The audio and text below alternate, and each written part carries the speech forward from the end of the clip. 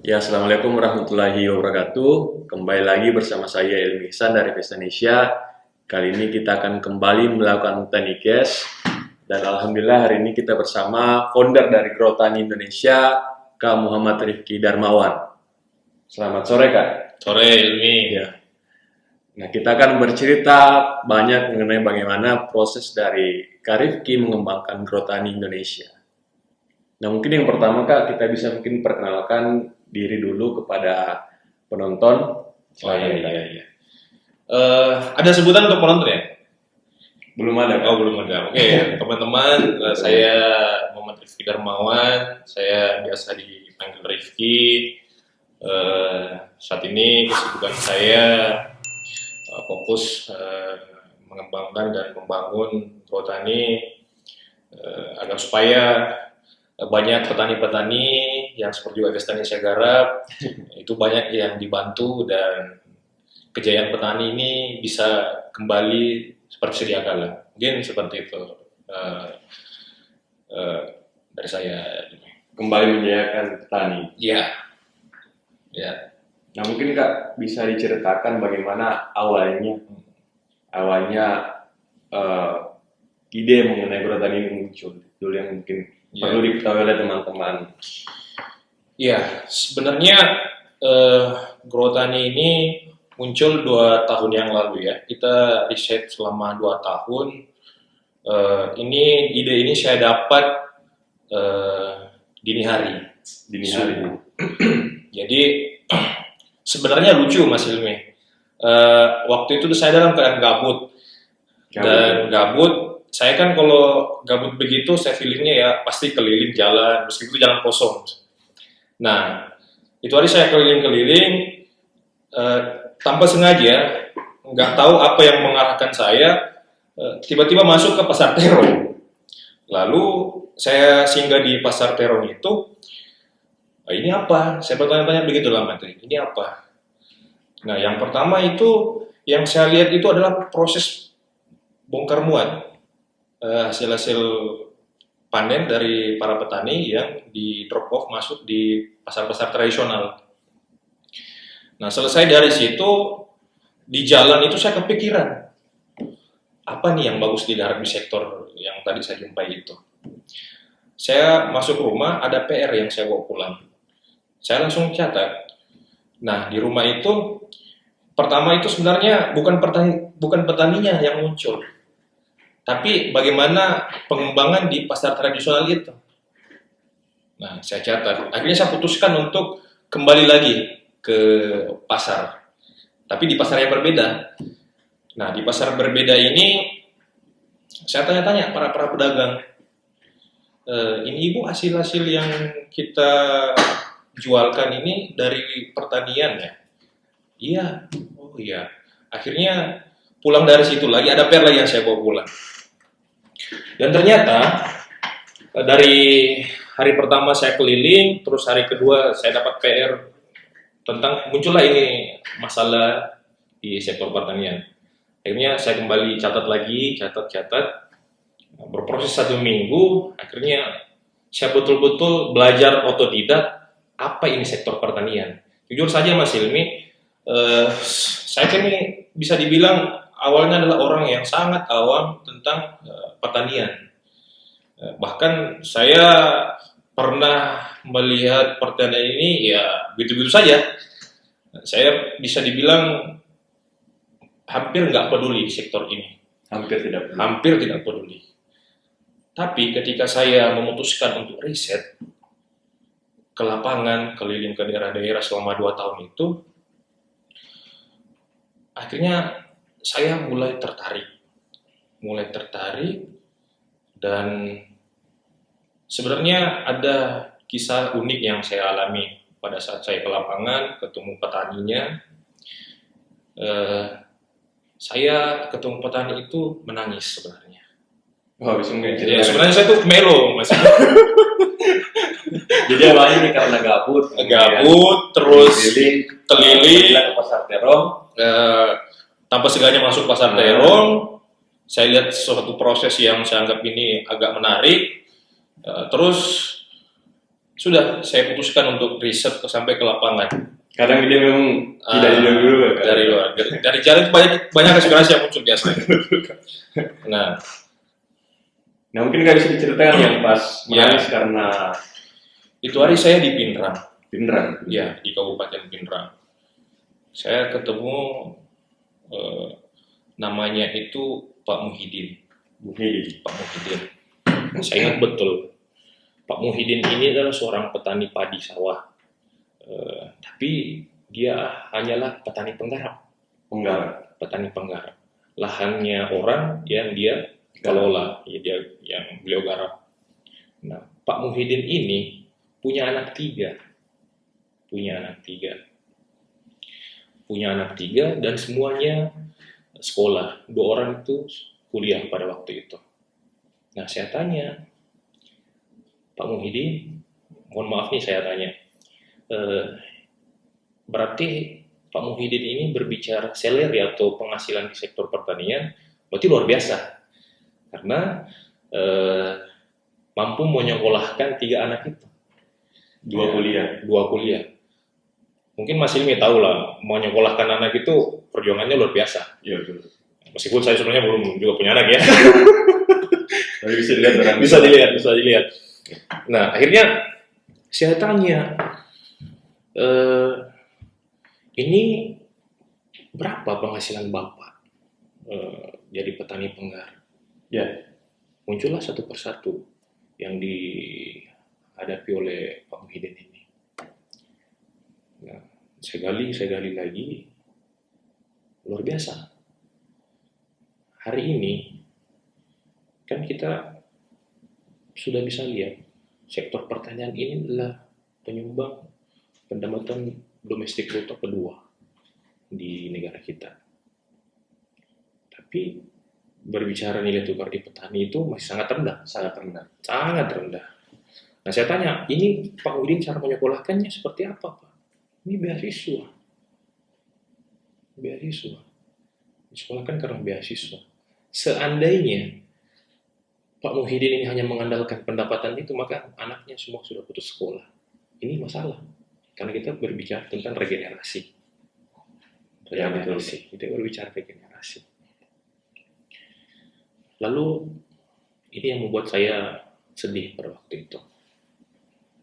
Saya disampaikan, kita dalam sehari beruntung kalau kita makan 2 kali. Kata Pak Muhyiddin ini. Kalau boleh tahu ini Pak Muhyiddin nggak dia bertani apa? Dia garap sawah, tapi sawah. lahannya orang. Petani penggarap. Nah, ini masalah Mas Ilmi. Pak Muhyiddin ini petani loh. Kan ada bahasa yang seperti ini. Sesekali kita butuh pengacara, polisi, dokter dan lain-lain. Tapi sesekali dalam 3 kali sehari kita butuh petani. Nah, Pak Muhyiddin ini adalah orang yang menghasilkan apa yang kita makan hari ini. Tapi kok dia sengsara gitu. Dia memproduksi apa yang kita makan, tapi dia kesusahan untuk makannya. Nah, ini problem ini. Apa yang nggak adil? Iya, nggak adil. So, ya, seperti yang saya sebut tadi, PDB kita di sektor pertanian tinggi, tapi mereka yang di grassroots kok gitu. Akhirnya saya putuskan, oke, saya betul-betul di situ komit bahwa ya mungkin basic ilmu saya nggak sesuai, tapi saya kira semua orang bisa belajar dan orang yang tekun belajar pasti akan ahli di bidangnya. Ya, betul. Di bidang itu. Meskipun kita berbicara itu bukan basic kita misalnya, atau kita nggak belajar atau latar belakang pendidik itu nggak di situ. Tapi semua orang akan bisa mengurusi kalau dia punya kemauan dan bisa belajar di situ. Akhirnya saya balik ke rumah, luar biasa. Ini saya anggap sebuah tamparan buat saya. Jujur, saya juga sebenarnya berlatar belakang keluarga saya itu dari kakek itu adalah petani. Ternyata seperti ini masalah yang ada di sektor pertanian. Lalu saya lanjutkan riset kembali, ternyata selain nilai tukar petani yang masih rendah, panjangnya lagi rantai distribusi. Ya. Panjang lagi rantai distribusi itu. Seperti itu yang ada saat ini. Sehingga dari yang kita lakukan itu, kita mau menciptakan sebuah ekosistem baru yang berorientasi pada pemutusan mata rantai distribusi itu. Karena hari ini banyak problem dan masalah yang ada di petani, misal kayak mau mulai masa penanaman, harga lagi naik-naiknya. Ya, Padi, tapi pada saat panen, harga malah anjlok. Nah, karena ada banyak mafia yang main di situ sebenarnya. Nah, makanya itu semua yang apa ya, yang betul-betul mau kita pangkas, sehingga kita positioningkan petani ini dia yang akan memeran semua peranan, baik itu dari penentuan harga, kemudian proses panen yang betul-betul berkualitas, sehingga berbicara akses pasar potensial lokal maupun global itu semakin melebar, semakin luas. Nah, Agrotani hadir di situ hanya sebagai platform penghubung yang menghubungkan petani dan juga konsumen, baik itu konsumen rumahan maupun konsumen-konsumen korporat begitu. Mungkin seperti itu. Itu tantangannya mungkin nggak, karena selama ini hasil pertanian itu lompat beberapa kali. Iya, betul. Baru sampai di konsumen. Iya, selain menambah biaya karena setiap kali singgah ada kos lagi. Ada kos, ya betul. Itu juga memperlambat prosesi sampai ke konsumen. Akhirnya yang sampai di konsumen itu sudah tidak terlalu segar seperti yang dipanen oleh petani. Nah, dengan yang tadi Bro Tani sarankan, itu bakal mempercepat sampainya ke konsumen, sehingga konsumen pun mendapatkan manfaat sempurna dari hasil pertanian itu. Betul. Jadi kalau saya tadi pahami bahwa Agrotani yang dibangun sama Karifki dan teman-teman, dia fokusnya untuk bisa mempersingkat jalur distribusi. Iya, jalur distribusi itu. Yang kedua, membantu petani untuk menyalurkan produknya ke konsumen. Itu mungkin masalah yang diselesaikan. Ya, itu masalah yang kita selesaikan dan harus kita tuntaskan. Kalau dari Karifki sendiri, menurut Karifki bagaimana sebenarnya Agrotani ini, apa-apa program-program yang dijalankan sehingga masalah tadi bisa terselesaikan, apa yang dilakukan oleh Agrotani untuk menyelesaikan dua persoalan tadi. Jadi kita sekarang fokus pengembangan, Mas Hilmi ya. Sebenarnya Agrotani ini kita fokus bangun di indukan. Kita berusaha semaksimal mungkin untuk menciptakan pasar yang terstruktur. Pasar yang terstruktur dan bisa mengakses pasar potensial global. Karena berbicara potensi di sektor pertanian di Indonesia itu sangat luar biasa. Sehingga implementasi bisnis kita ke depan itu ada beberapa tahapan. Nah, sekarang fokusnya kita ini di tahapan pertama adalah membangun market yang lebih luas untuk para petani ini, untuk mendistribusikan semua hasil-hasil panen beliau-beliau petani ini untuk bisa dirasakan semua masyarakat luas. Karena kan farmer itu for everyone gitu. Jadi Pak Tani ini atau mereka-mereka yang hari ini sibuk dengan urusan-urusan kerjaannya mereka, urusan pendidikan, tidak boleh melupakan Pak Tani. Itu yang coba kita buatkan programnya saat ini, karena sebisa mungkin kita mau melibatkan semua masyarakat untuk bisa ambil peran di sektor pertanian ini. Karena gini Mas, dahulu Indonesia kan dikenal sebagai negara agraris yang potensinya luar biasa. Bahkan ada ulama dari Suriah namanya Syekh Muhammad pernah mengatakan seperti ini ketika berkunjung ke Indonesia, kalau ada surga di dunia maka Indonesia lah tempatnya. Nah, kemudian Kiai Haji Hashim Ansari, pendiri NU, pernah mengatakan seperti ini. Saking mulianya ini para petani. Petani itu adalah penolong-penolong di saat kita menghendakinya dan kita mencari pertolongan-pertolongan. Jadi kita mau apa? petani, penyangga tatanan negara Indonesia. Kalau tidak ada petani, maka seperti apa kita, maka seperti apa negara kita. Berarti tidak ada lagi penyangga begitu. Maka hancur kita semuanya. Ya seperti itu. Saya juga melihat Kak, bahwa petani ini sebenarnya yang menambang material-material dari tanah Ya, secara paling halus, betul. tanpa merusak alam. Betul. Karena dia mengubah material yang dari tanah itu Iya. menjadi buah-buahan, menjadi Iya. padi-padian, dan itu yang dikonsumsi. Jadi konsumsi. Jadi mereka penambang yang paling halus karena tanpa merusak alam. Selain itu Kak, mungkin visi Grotani itu hampir mirip dengan Vesta Indonesia. Iya. Kalau kami sendiri itu mencoba untuk melihat bahwa masalah-masalah di petani salah satunya adalah mereka takut untuk mengambil resiko. Oleh karena itu kami berusaha untuk melihat analisis usaha, komoditas baru atau mungkin penerapan teknologi baru. Kemudian kami coba membangun demplot di suatu lokasi yang potensial. Nah, ketika ini berhasil, kemudian kami libatkan masyarakat sekitar untuk ikut bergabung. Iya. Untuk ikut bergabung melakukan budidaya yang kami garap sebelumnya di demplot tersebut. Yang disiapkan. Nah, kami yang coba bantu untuk berikan akses modal dan juga akses pasar kan. Jadi petani ini bisa ditingkatkan perekonomiannya dengan mencoba untuk menggarap komunitas baru yang kami coba sebelumnya itu. Nah, dengan begitu tiap musim kami usahakan sehingga akhirnya bisa membentuk pabrik di sana, hilirisasi. Iya. Jadi prosesnya itu tiap tahun kita tambah lagi jumlah petaninya. Itu nanti kedepannya kita sebar di beberapa titik.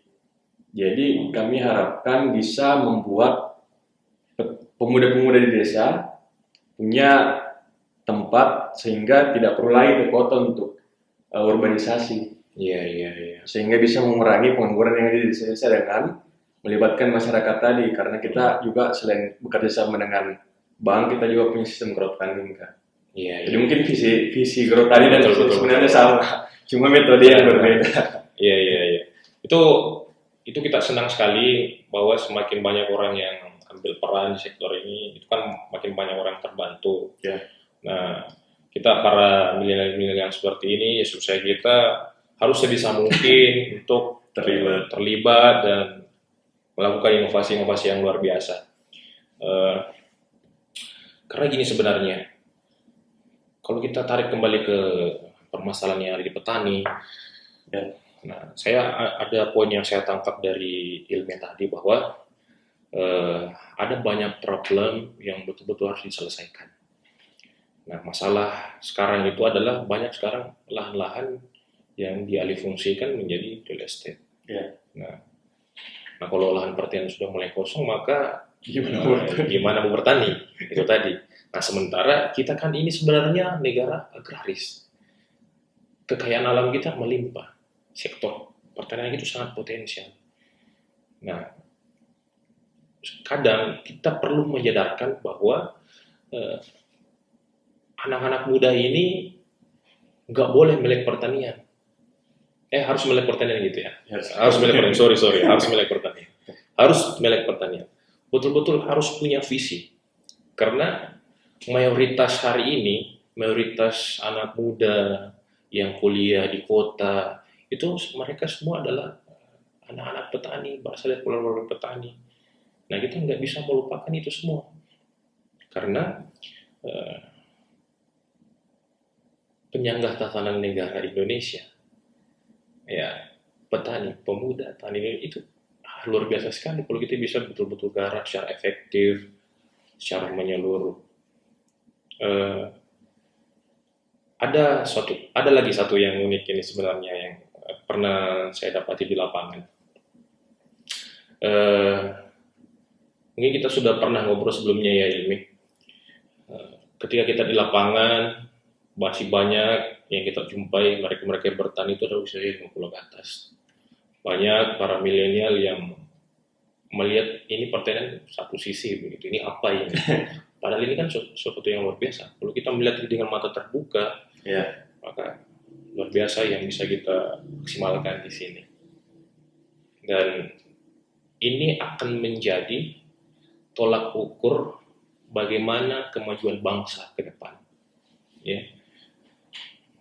Kalau petani berhasil, kita betul-betul berdayakan, saya kira Indonesia akan menjadi kiblat pertanian di dunia. Mungkin itu yang menjadi visi kami juga ke depan untuk bisa memaksimalkan di sini. Iya betul Pak. Dari data yang kami lihat, Iya. survei antar sensus tahun 2018 itu jumlah petani yang di bawah 35 tahun itu jauh lebih sedikit dibandingkan Iya. yang Jauh lebih yang sedikit. lebih tua. Itu ironi itu.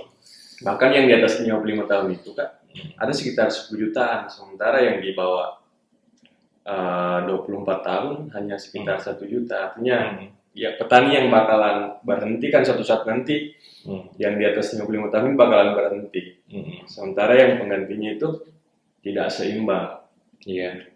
Oleh karena itu memang penting untuk mendorong generasi muda ini ke sektor pertanian. Meskipun tadi mungkin kebanyakan tidak melihat secara kasat mata potensi-potensi yang ada, karena memang harus dianalisis dengan betul. Iya. Kalau kita lihat potensi pertanian itu luar biasa. Petani itu hasil panennya itu bisa diolah jadi apapun. Nah, tumbuhan-tumbuhan itu bisa diolah jadi obat-obatan. Bahkan bukan hasil panen utama, sisa-sisanya masih bisa diolah. Iya, betul. Itu masih bisa diolah. Bahkan sampai ke pemanfaatan energi terbarukan, itu bisa sekali. Betapa luar biasanya manfaat dari pertanian ini. Jadi, kita di Grotani, Mas Ilmi, ada beberapa tahapan. Yang pertama itu ada namanya crowdfood. Nah, crowdfood ini adalah sebuah platform atau anakan dari Grotani itu yang akan mengelola semua hasil-hasil panen menjadi bahan makanan dan minuman olahan. Nah, kemudian setelah itu kita memungkinkan untuk ekspansi lagi ke tahapan selanjutnya, ada namanya Growhealth. Nah, Growhealth ini kita berusaha untuk memanfaatkan dan memberdayakan bagaimana potensi yang ada di tanaman-tanaman obat di Indonesia. Anggaplah misalnya kayak kunyit, kencur begitu, dan jahe misalnya. Kemudian ketika kita mungkin untuk ekspansi lagi, maka kita punya Grow Export. Nah, ini kita berbicara bagaimana akses pasar global secara menyeluruh dengan klasifikasi dan komunitas-komunitas pertanian tertentu. Kemudian ada namanya Grow Energy. Nah, Grow Energy ini itu yang saya sebut tadi. Kita kan sudah banyak yang bisa memprediksi bahwa bahan bakar fosil hari ini itu akan tergantikan. Terancam habis, itu akan tergantikan. Bahkan banyak perusahaan mobil sekarang kan sudah beralih memproduksi mobil-mobil listrik. Nah, SPBU yang ada hari ini, yakin dan percaya saja beberapa tahun yang akan datang, mereka nggak akan jual bahan bakar fosil lagi, tapi bahan bakar atau energi terbarukan. Sebut saja kayak bioetanol, biogas yang dihasilkan dari kotoran sapi yang dikonversi menjadi gas, itu akan begitu semua. Ini betapa potensinya ini sektor pertanian. Ya, mungkin orang yang kalau hanya melihat pertanian ini hanya turun ke lahan, kotoran, ya itu ya sebenarnya di balik itu semua ada potensi yang sangat luar biasa dan sangat berpengaruh dan bermanfaat untuk kelangsungan hidup kita sebenarnya. Seperti itu. Ya mungkin itu yang dilihat oleh pemuda-pemuda kan ya. Karena mungkin dilihat selama ini petani kotor-kotoran, mungkin masih terjerat dalam garis kemiskinan. Betul. Padahal sebenarnya ketika kita mampu untuk mengedukasi, manajemen yang lebih baik, pasar yang lebih baik, pengolahan yang lebih baik, potensinya bisa dimaksimalkan. Bisa sekali. Dan anak muda yang sebenarnya seharusnya punya peran besar di situ, karena dia lebih baik teknologi. Betul sekali. Tadi petani-petani kita di Indonesia golongan tua yang sudah susah beradaptasi dengan teknologi. Sementara yang seharusnya ketika teknologi ini diterapkan ya yang penting itu tadi seperti yang Karin bilang, harus anak muda yang turun tangan, pemuda yang turun tangan. Betul. Ya, karena kita nggak pernah berhenti berinovasi. Pemuda hari ini tidak boleh menomorduakan pertanian di atas apapun itu. Karena ini menyangkut tentang pemenuhan kebutuhan dasar kita. Kita nggak akan berpikir ketika kita dalam kondisi lapar, ya kan? Mungkin analogi sederhananya begitu. Nah, petani itu adalah sebuah, bagi saya yang Mas Ilmi, yang dulunya sempat juga melihat petani adalah sektor yang apa ini, dan akhirnya tersadarkan betapa pentingnya pertanian itu kita kembangkan. Karena kan ke depan ini, apalagi kayak era sekarang, era disruption, era disrupsi yang semua pasti akan mengarah ke serba digital. Nah, kembali yang seperti dikatakan oleh Mas Ilmi tadi, pemanfaatan teknologi itu rata-rata anak muda selalu punya ide-ide cemerlang untuk sektor apapun itu. Ya. Nah, sektor pertanian ini merupakan saat ini ya, bagi saya ya, sektor pertanian ini adalah sebuah sektor yang betul-betul ya mungkin bisa dikatakan lahan basah hari ini. Paling tidak ada sebuah inovasi yang lahir di situ. Kita rencanakan betul-betul dengan baik, eksekusi dengan baik-baik, maka tidak mungkin bahwa dari pertanian ini kita akan bisa menjadi sebuah mudah-mudahan kayak Vesta Indonesia dan juga Pertani bisa terlahir sebagai unicorn baru di Indonesia. Sektor pertanian itu. Begitu.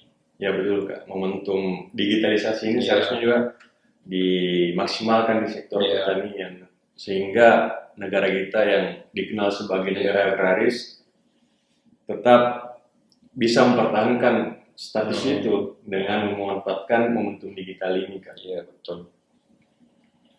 Kalau dari Kak Rifki sendiri, harapannya ke Grotani dan juga pertanian Indonesia ke depan itu seperti apa sih Kak? Ini kita berbicara mimpi ya. Ya. Mimpi saya sederhana sebenarnya Mas. Majukan petani dan UMKM dengan cara-cara seperti apa? Orang banyak melihat petani yang kita hari ini sangat tradisional banget. Ya. Begitu juga dengan pemberdayaan ataupun bagaimana mengolah pra-pra UMKM masih sangat tradisional banget. Nah, sekarang kan zamannya teknologi. Fokusnya saya adalah yang pertama itu petani bisa terbantu hari ini dan petani itu bisa menjadi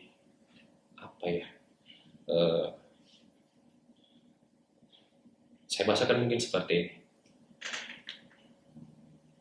Petani itu saya lihat sebuah berlian hari ini. Berlian. Karena kenapa? Mereka bisa menghasilkan kentang misalnya, jagung misalnya, beras misalnya, gula misalnya, ataupun yang lainnya. Ini kalau kita nggak jemput itu, mau sampai kapan kita lihat petani yang begitu-begitu saja? Banyak hal yang bisa kita lakukan, mulai dari misalnya kan mengedukasi anak-anak hari ini atau anak muda yang belum melek dengan pertanian itu. Sekarang saya lagi bermimpi Pak Tani ini bisa menjadi leader dan merdeka di tanahnya sendiri. Asik. Itu yang menjadi cita-cita saya. Karena saya orangnya gini Mas. Ya. kalau saya sudah menangis, sorry ya kalau saya bahas begini. Kalau saya sudah menangis dan melihat ini akan bermanfaat, maka saya sudah bilang di awal pada saat Perhutani kita mau bangun ini di tim-tim bahwa saya sudah wakafkan diri saya untuk majukan ini semua. Karena sebenarnya gini Mas, banyak orang yang termasuk teman-teman di sekitaran saya, ngapain kamu urus begituan? Ngapain kita urus pertanian? Ya. Nah sementara ada Menteri Pertanian, ada Kepala Dinas Pertanian, ya kan? Lalu ada satker-satker yang juga mengurusi itu. Yang ngapain kita? Ya saya anggap itu orang-orang yang bermimpi dengan mata tertutup. Tentu masih ilmiah sepakat bahwa hari ini kita sama-sama bermimpi dengan mata terbuka. Karena bermimpi dengan mata tertutup itu hanya soal terima. Tapi bermimpi dengan mata terbuka itu namanya visioner. Ya. Nah anak muda idealisme ini artinya begini, kita nggak melihat hari ini kita ada rencana mau melakukan ini itu, kita diperhadapkan dengan beberapa problem, kita nggak mati di situ sebenarnya. Tapi action yang paling penting dan selama itu bermanfaat, why not begitu? Jadi selanjutnya mimpi terbesar saya adalah Perhutani, kan gini Mas, banyak corporate atau startup baru yang lahir itu mimpi mereka itu punya tower di perkotaan, punya kantor di perkotaan. Yeah. Kalau saya ya kalau yang di atas menghendaki, insya Allah Perhutani akan punya kantor di setiap desa. Ya, Berawal dari desa. Kita bangun ini dari desa. Karena mayoritas pertanian hari ini itu semua rata-rata di desa. Kita harus sadar akan hal itu, Mas. Kita jemput bola, lalu mainkan bola itu dengan baik. Jadi mimpinya tadi bagaimana agar petani ini bisa menjadi leader. Iya, menjadi leader. Mungkin mimpi kita hampir mirip, Kak. Iya. Kalau saya punya mimpi itu, bagaimana supaya suatu hari nanti anak-anak SD punya cita-cita jadi petani. Betul. Selama ini anak-anak SD punya cita-cita jadi polisi, jadi guru, jadi dokter. Betul. Tidak ada yang jadi petani. Padahal mungkin mereka lahir dari rahim petani. Tos dulu. Nah, bagaimana caranya agar itu bisa tercapai ya dengan meningkatkan nilai petani ini sendiri, meningkatkan kesejahteraan mereka, meningkatkan nilai sosial mereka di mata masyarakat. Karena memang apa yang dilakukan sebenarnya yang pertama mulia, yang kedua punya potensial yang besar. Iya, betul. Hanya saja mungkin dalam pengelolaannya yang masih perlu dimaksimalkan karena dengan era digital ini ada peluang baru yang bisa dilihat bersama. Dan itu ya seperti yang tadi Kak Rifki bilang, anak muda yang harus menjemput. Iya, kita nggak bisa menutup mata karena itu. Karena apa ya? Kecerdasan kita sebenarnya itulah dari pertanian. Anda sadar nggak itu, Mas Ilmi? Apa yang kita makan hari ini itu kan membantu otak kita untuk berpikir. Ya. IQ kita berkembang dari apa yang kita konsumsi. Ya. Itu suatu yang pasti loh. Ya kan? Jadi sebenarnya orang-orang yang melihat pertanian ini apa itu? Ya saya rasa mereka orang yang nggak sadar bahwa hari ini mereka itu dibesarkan dari situ semua. Kita sepakat ya soal itu ya. Kita sepakat ya. Jadi sebisa mungkin saya rasa Mas Ilmi juga punya visi yang mulia di sektor pertanian, di Investanesia dan semua tim-tim yang ada. Kita nggak boleh menutup diri untuk tidak bergerak di sektor ini. Karena yakin dan percaya mungkin banyak orang memulai sesuatu itu karena profit. Ya. Karena profit. Itu ya orang berpikir realistis mungkin seperti itu. Tapi kalau saya sebenarnya ada juga orang yang gila dan menganggap saya remeh itu karena saya pikirnya gila begini. Saya value dulu yang saya ciptakan. Value-nya dulu. Lalu revenue-nya itu bonus. Profit itu bonus. Udah berbuat aja dulu. Iya kan? Karena apa ya? Ya kembali lagi Mas, meskipun kita cerita kayak gini, kalau kita tidak ada implementasi atau action yang jalan, ya sama saja Ya. kita berbicara ini Halu-halu. lalu begitu. Tapi kan paling tidak Vista Indonesia dan Perhutani hari ini kan sudah ada yang bisa Action kita yang ada action yang jalan dan itu jelas. Itu jelas saya. Harapannya kita ya tentu sama. Bagaimana kita memajukan sektor ini, lalu banyak orang yang terbantu dan berbicara dampak sosial itu pasti akan luar biasa. Ya, seperti itu. Karena pertanian ini emas itu kan ya mahal. Iya. Mahal. Semua orang kalau kita gini Mas, saya mau bahas gini ya, mohon izin ya. Emas pertanian. Kalau kita orang-orang awam pilih mau investasi emas atau pertanian, maka mereka kan pilih emas. Tapi mereka yang melihat manfaatnya sudah di sini pertanian. Berbicara ya anggaplah cuan atau profit sebenarnya lebih besar. Karena kenapa?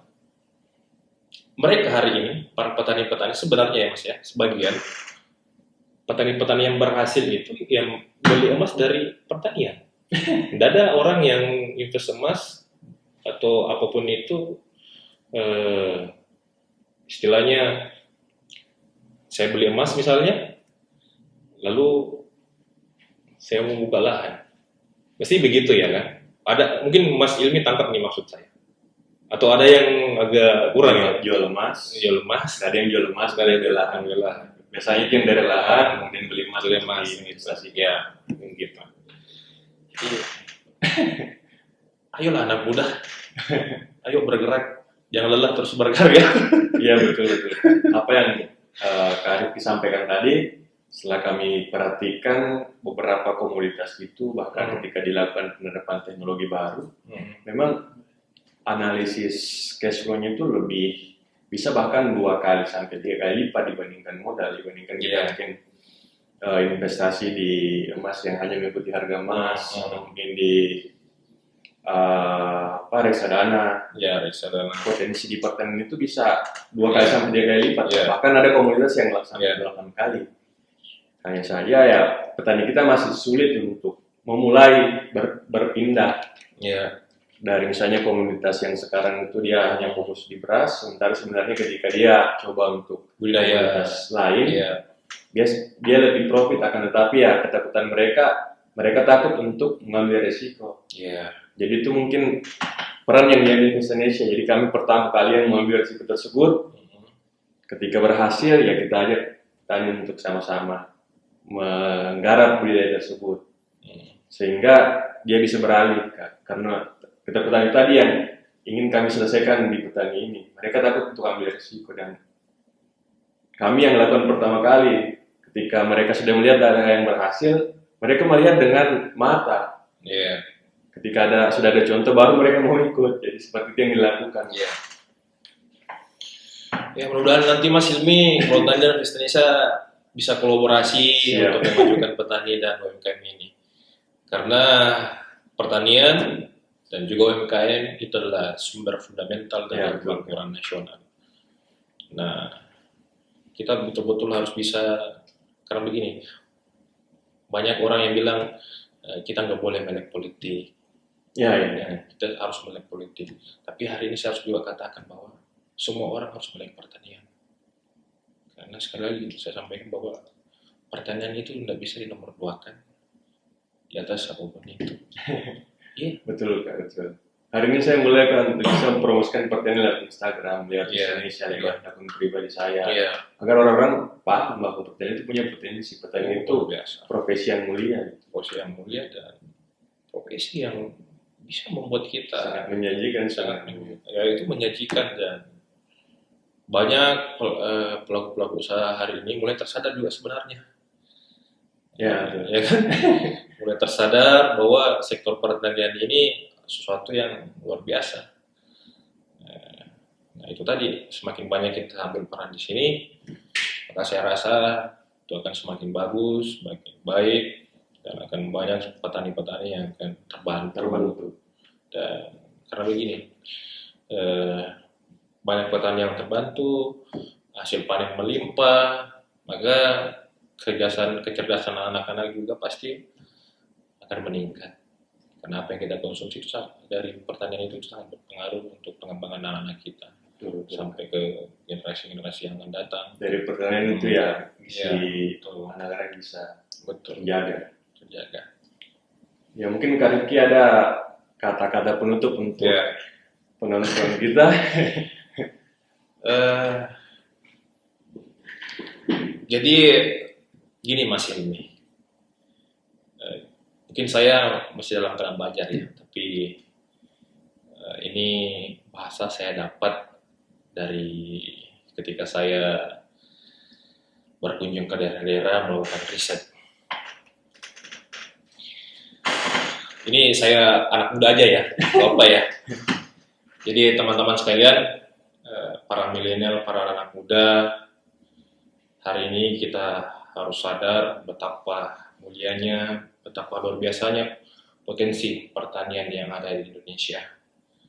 Kecerdasan kita hari ini itu ditentukan oleh apa yang kita konsumsi dari hasil panen para petani. Teruslah berkarya, teruslah bergerak, majukan petani, agar kecerdasan kita itu terus berlanjut sampai generasi-generasi penerus kita yang akan datang. Petani adalah penyangga tata negara Indonesia. Sebisa mungkin kita harus melakukan langkah-langkah cerdas dan teruslah berbuat sesuatu yang bermanfaat, karena anak muda itu sejatinya idealismenya yang mereka punya adalah dengan berkarya, bukan hanya diskus saja. Ya. Luar biasa. Kak Rifki dari Grotali. Makasih banyak. Sukses juga buat Mas Ilmi. Saya senang sekali nih.